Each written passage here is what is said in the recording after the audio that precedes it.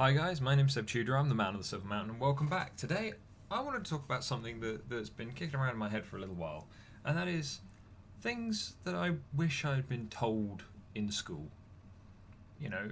This is something that comes up every now and again. It's the whole, what do you wish you'd been taught in school? And I'm not saying that I wish I'd been taught these. I'm not saying that I wish that these are things that the school had necessarily drummed into me, but that at that age, in that school environment, that these had been brought up to me so that I could work them into what I was doing, because it would have saved me years of going without before I worked these things out and integrated them into who I am and what I do. And I've got five of these, just saying, but I've got five of these, and the first one is I wish that they had helped me learn how to talk to people better.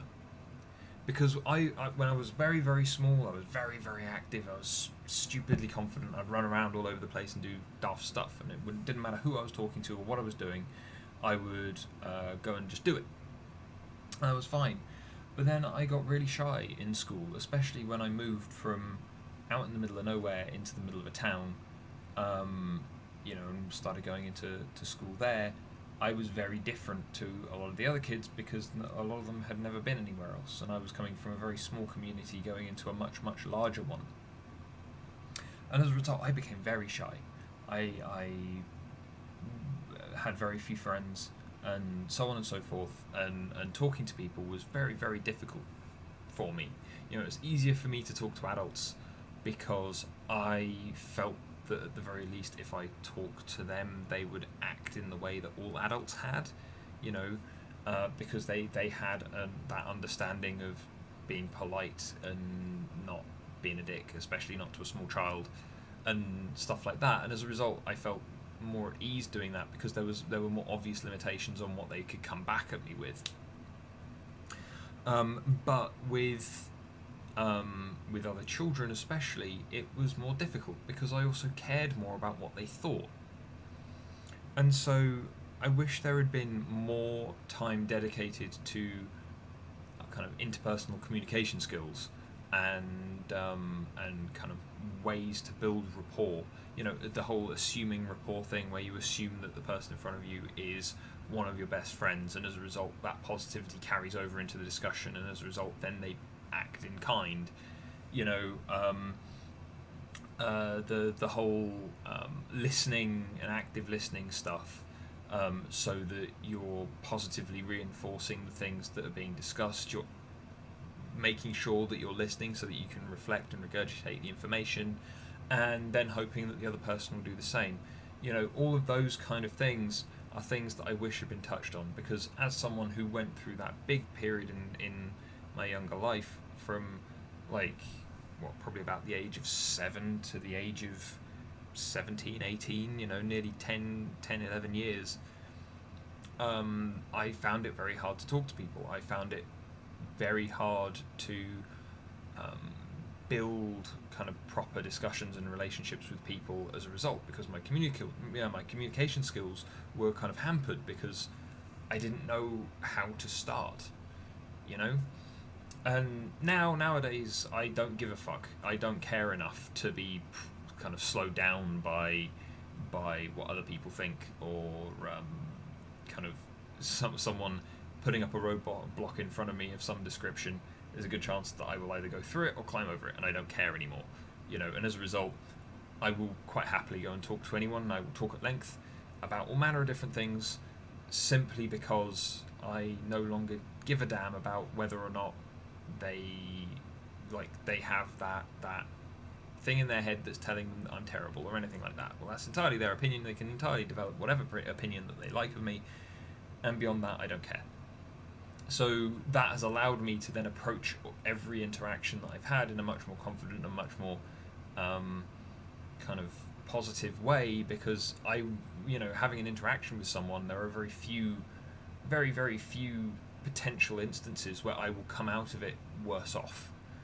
And as a result, that lack of concern when going into just a conversation with people or meeting new people and things like that, it's not something that I have to worry about anymore. And if that had been something that had been gone through with me at a younger age, then I feel that that probably would have benefited me much, much more than probably anything else, because it would have allowed me to then build relationships and better communicate with people as I grew, instead of hitting a point and then suddenly realizing how to do all of this and then moving on to communicate in full with everybody. It's a kind of catching up thing now to a degree, because it was for a long time I didn't have it, and now for a long time I've had it, and that capacity. But there was that grey area in the middle where I was trying to work it out. I was making mistakes, and there was the time before that where I didn't even make mistakes because I didn't even know how to start. But anyway, excuse me, the next one that I would move on to is that failures are useful. Nowadays, lots of people, especially younger people, don't know how to deal with failure. I was kind of more on the lucky side, where failure was potentially seen as an opportunity to one degree or another. But still, when I didn't do particularly well in certain exams and things, then it would still, like, the teachers' attitudes, even in some instances, would change towards you. Failure was still failure. It was still very negative. It was still, like, dumped on you in as heavy a way as possible to make as much of an impression as they possibly could. And yet, without failure, you don't grow. Without making the mistakes, you don't learn the ways around those mistakes. Without that conflict between you and your environment, you don't level up for all for all intents and purposes. You don't gain from the experience of moving through that. And so, I wish more of a deal was made around failure being part of the learning process, instead of learn and replicate good, failure bad, don't want it, not going to be a thing. Because it's unhealthy to think that there are always going to be failures in life. You're always going to come up against things and not be able to manage it, or go and make a mistake, or whatever else. They're all opportunities. They're all things that you can develop from, and yet they're things that, especially at school age, they're not touched on, because you either get the thing that is often ridiculed with things like the participation medals and everyone's a winner and full inclusion and all that kind of thing, which has it kind of removes any potential for the child to learn to support themselves in those environments, because they're always supported by other people. But then, it's having that failure emphasized as a learning tool, emphasized as a thing that is necessary, that you can do good with afterwards. It might suck at the time, but then you'll be fine afterwards. That I think is a thing that's something that everybody could learn from, generally, and especially kids, because let's face it, when you're a kid, when you're moving into from primary school into senior school, and from senior school into university or the world of work, you're making mistake after mistake after mistake after mistake. How many people understand that that's a good thing? That as long as you're learning from those, you're coming out of it stronger and better off? Not many, I would wager. And as a result, those people who are going through that, they're not dealing with it in such a way as to learn or to develop. A lot of them are just slowing down and beating themselves up over it, and that doesn't help anyone, especially not the person who's in the middle of it.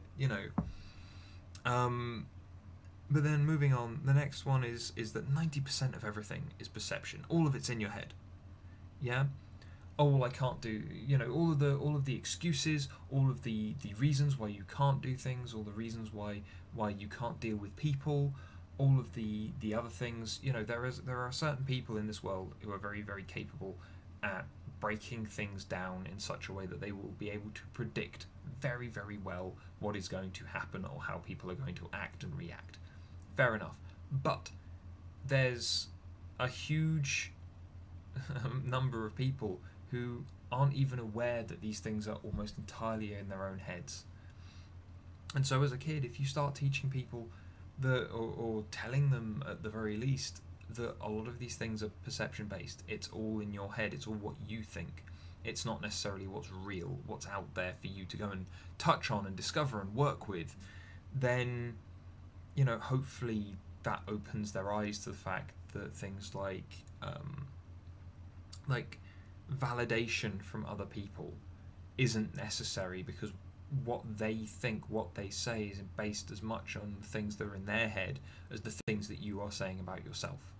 Yeah, and how the excuses that you make for yourself, as well reasoned as they may seem, can still be broken down and proved to be not the case. That they can still be proved to be somewhat abstract and not based on the real situation that you're in.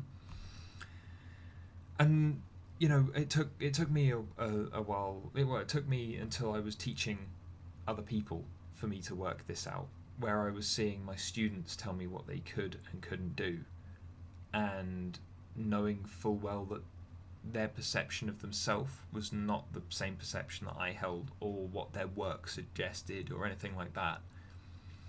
And as a result, asking the questions again, like breaking down those barriers between reality and what they perceive to be reality, helped those people, and some of them did very, very well. And that was probably the earliest step on my way to what I do now, currently coaching. But then number 4, I'd say we need to be taught not to compare ourselves to other people. School is very much about comparing yourself to other people, or the standard that's put before you. You've got, if you don't match up to the various marking schemes, then you're not good. If you don't act and behave the way that everyone else acts and behaves, then you're not good. If you don't wear the uniform correctly in the same way that everyone else is expected to wear the uniform, then you're not good. There are elements of that I kind of maybe agree with. For example, the idea of uniform as a means by which a school can control kind of whether or not people are perceived as better or worse or whatever else. Because if you just have a school uniform, it's a standard set of clothing for everybody, then there's no differences that can be highlighted by children, and children are cruel.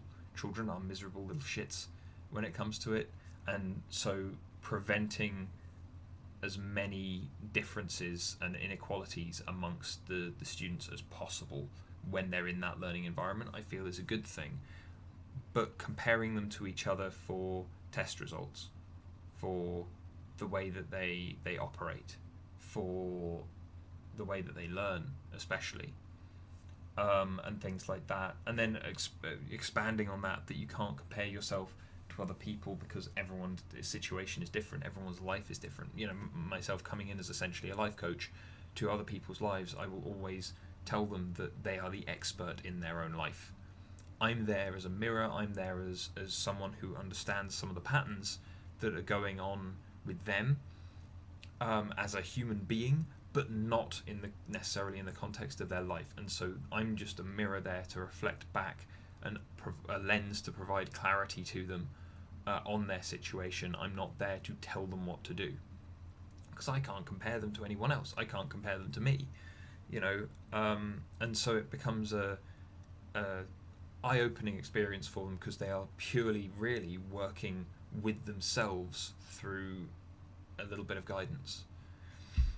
And so comparing to other people doesn't work. It doesn't function. It doesn't allow for you to expand and fit into the situation that you're trying to work with. If you're always trying to be the same shape as someone else to fit through a hole that is only very specifically shaped for you, then you're never going to fit through that hole. You're never going to achieve the thing that you want if you're always trying to use someone else's model, someone else's structure applied to yourself to fit into what you want. And then the last one is one that I've touched on a few times in various videos, but don't sweat the small stuff.